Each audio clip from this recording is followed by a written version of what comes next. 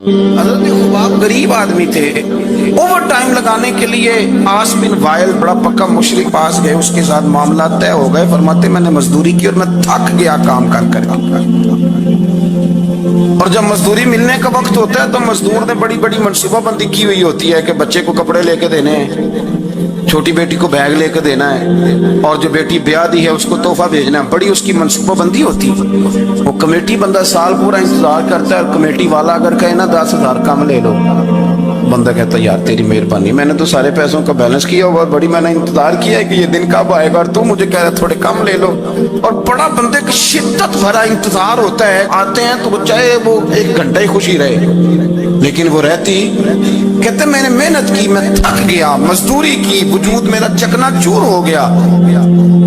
और जब मैं पैसे लेने के लिए आस बिन वाइल के पास गया, मैंने कहा मेरे पैसे दे दो। कहने लगा नहीं देता।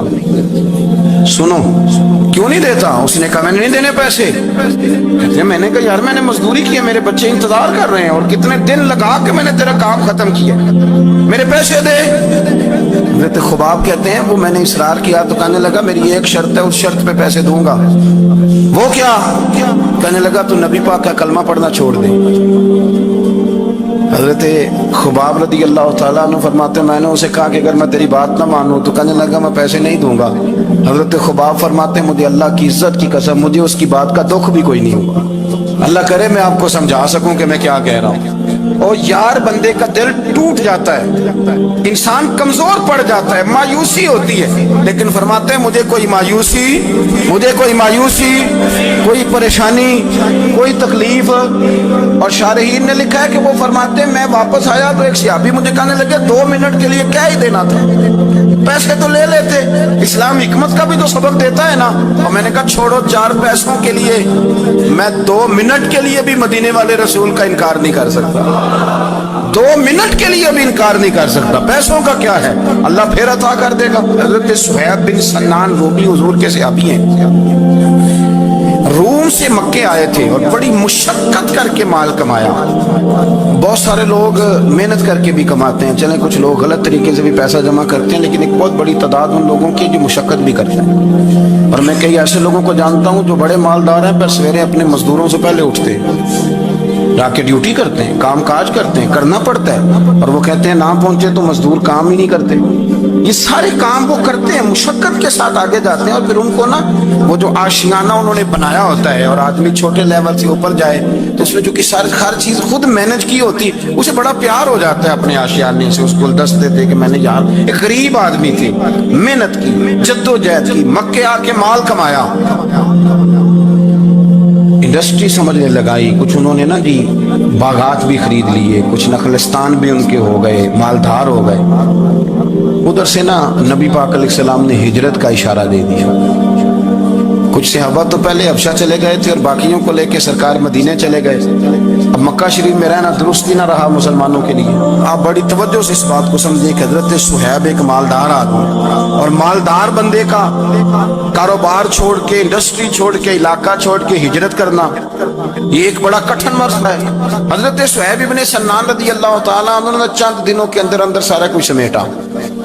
जो पैसे थे, दौलत थी, गठरियों में बांधी, ऊंट के ऊपर रखी, फरमाया जा रहे हैं भाई। और जब आप मक्का मुकरमा से निकलने लगे तो अबू जाल बहुत सारे लोगों को लेकर के आ गया, कहने लगा आपको नहीं जाने देंगे, आप इधर ही रहें। और यहाँ एक मैं मुआशी बात भी कर दूं, हमारे हुक्मरान मईशत की बड़ी बात करते हैं। अबू जाल जाहिलों का बाप था, और उसे भी इतना पता था कि इन्वेस्टर को मुल्क से भगाया नहीं जाता, ये उसे भी पता था। उसने हजरत सुहैब इब्ने सन्नान को ये ऑफर दी, ये वाहद बंदा है जिसे ऑफर दी। कहने लगा सुहैब हम तुम्हें तंग नहीं करते, तुम मक्का शरीफ में रह के अपनी मर्जी की नमाजें पढ़ो, अपने तरीके पर इबादत करो, पर मक्का छोड़ के ना जाओ। हजरत सुहैब कहने लगे मैं मक्के जिनकी वजह से रहता था, जब वो ही नहीं मक्के रहे। आप समझे मेरी बात को? उसने कहा आप रहें जैसे दिल करे, मक्के में काबे में इबादत करें। तो हजरत सुहैब फरमाने लगे मेरे नबी पाक गए हैं मक्के से चले, हुजूर पहुंच गए मदीने में, अब तू मुझे काबे की कुंजियां भी दे दे तो फिर भी मक्के में नहीं रहूंगा, मदीने ही जाऊंगा। तो कुंजियां भी दे, हाजियो आओ शहनशाह का रोजा देखो, काबा तो देख चुके अब काबे का भी काबा देखो। फरमाया मैं नहीं रहता, अब मैं जाऊंगा। उन्होंने फिर سخت رویہ اختیار کیا، سخت۔ ولید بن مغیرہ نے تو خنجر نکال لیا، کہنے لگا تو غریب آیا تھا روم سے اور تو نے یہاں کتنی جائیدادیں بنائی ہیں، تو مال تو نے مکے میں کمایا تو ہم لے جانے نہیں دیں گے۔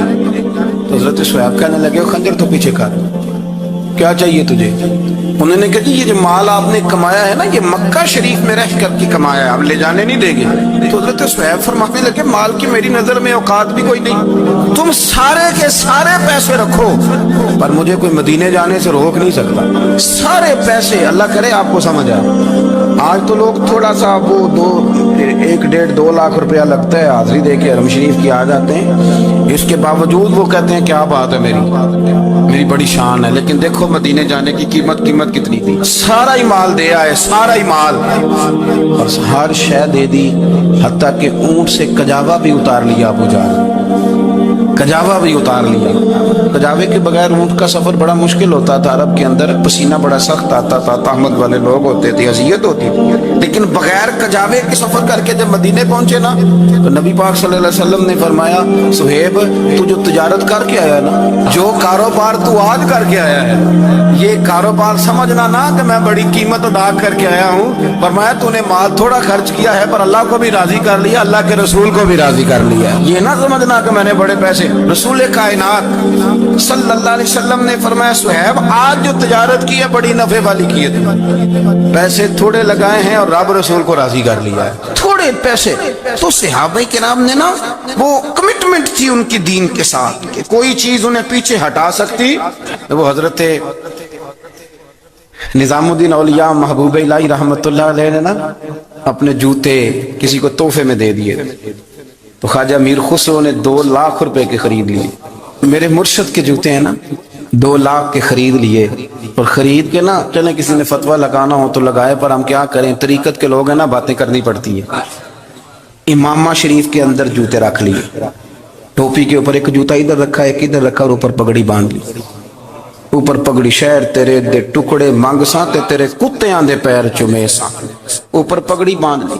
خواجہ نظام صاحب تقریر کر رہے تھے، باز کر رہے تھے، تو حضرت امیر خسرو بھی آ کے بیٹھ گئے، تو فرماتے ہیں میرے دل میں خیال تھا کہ بڑا خوش نصیب ہوں، 2 لاکھ کے جوتے خریدے ہیں مرشد کے، اور اس زمانے میں 1 روپے کے 4 جوتے آتے تھے، 2 لاکھ کے جوتے خریدے ہیں، بڑا خوش بخت ہوں۔